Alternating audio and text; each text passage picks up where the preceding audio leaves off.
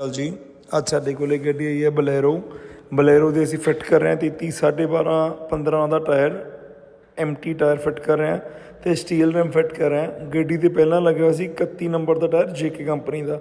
Tyre ਥੋੜ੍ਹਾ broad ਕੱਟ ਸੀ ਤੇ ਉੱਚਾ ਕੱਟ ਸੀ।